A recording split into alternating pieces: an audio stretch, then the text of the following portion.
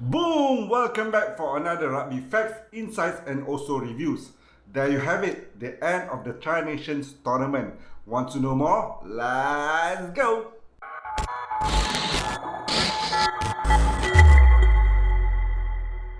On a wet and rainy day, the Wallabies crawled their way to salvage a draw with the Pumas.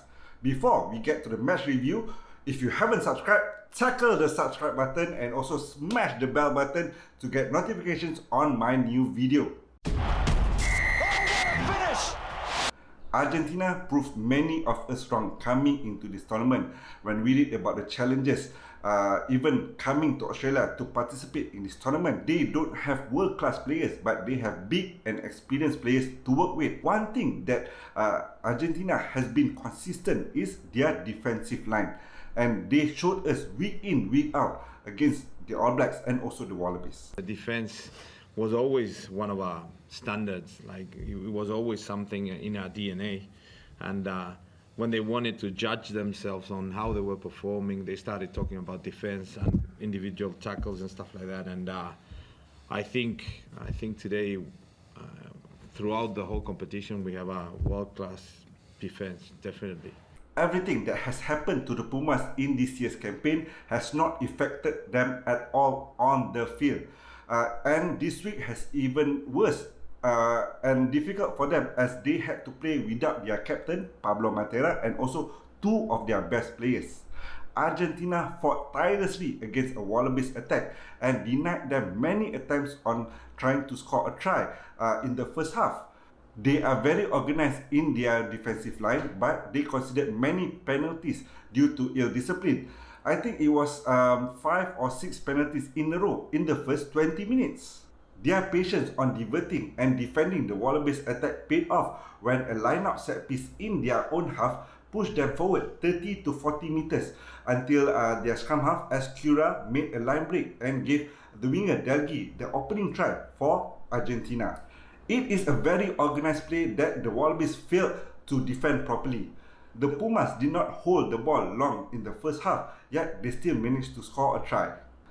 I think if the weather was good, Pumas would win this game easily, as there were many fumbles and lost ball due to the weather condition.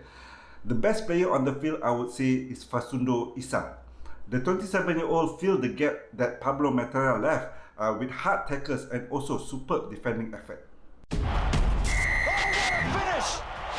Wallabies, on the other hand, was disappointing because I think they are better prepared and also well rested compared to the Pumas. In the first half alone, they hold most of the possession and also territory, but statistics and data doesn't mean anything when you are not showing it on the scoreboard. Yeah, so like I say, we need to be more clinical, need to be more accurate. We turned over a lot of balls, especially on the penalty advantage tonight, where often down at the end you get 5, 6, 7, 8 phases to have a crack and put them under more pressure. So, but like I know the ball was slippery. Both sides battled to deal with that, which is obviously a pity. But you got to play to the conditions, and I thought we did a pretty good job after half time, strangling them, and creating opportunities for us.